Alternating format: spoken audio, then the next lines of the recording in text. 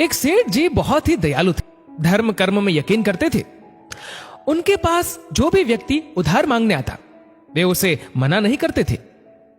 सेठ जी मुनीम को बुलाते और जो उधार मांगने वाला व्यक्ति होता उससे पूछते कि भाई तुम उधार कब लौटाओगे, इस जन्म में या फिर अगले जन्म में।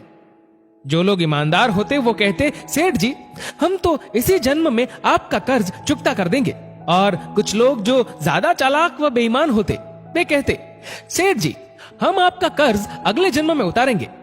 और अपनी चालाकी पर वे मन ही मन खुश होते कि क्या मूर्ख सेठ है, अगले जन्म में उधार वापसी की उम्मीद लगाए बैठा है। ऐसे लोग मुनीम से पहले ही कह देते कि वो अपना कर्ज अगले जन्म में लौटाएंगे और मुनीम भी कभी किसी से कुछ पूछता नहीं था। जो जैसा कह देता मुनीम वैसा ही बही में लिख देता। एक दिन एक चोर भी सेठ जी के पास उधार मांगने पहुंचा। उसे भी मालूम था कि सेठ अगले जन्म तक के लिए रकम उधार दे देता है।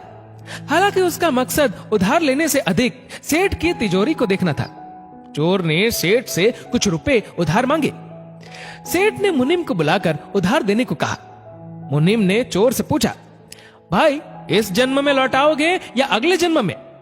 चोर ने कहा मुनीम जी मैं ये रकम अगले जन्म में लौटाऊंगा।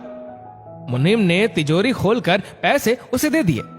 चोर ने भी तिजोरी देख ली और तय कर लिया कि इस मूर्ख सेठ की तिजोरी आज रात में उड़ा दूंगा। वो रात में ही सेठ के घर पहुंच गया और वहीं भैंसों के तबेले में छिपकर सेठ के सोने का इंतजार करने लगा।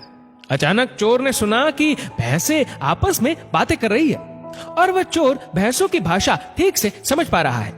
एक भैंस ने दूसरी से पूछा तुम तो आज ही आई हो ना बहन। उस भैंस ने जवाब दिया हाँ आज ही सेठ के तबेले में आई हूँ। सेठ जी का पिछले जन्म का कर्ज उतारना है। और तुम कब से यहाँ हो। उस भैंस ने पलटकर पूछा तो पहले वाली भैंस ने बताया मुझे तो 3 साल हो गए हैं बहन। मैंने सेठ जी से कर्ज लिया था ये कहकर कि अगले जन्म में लौटाऊंगी।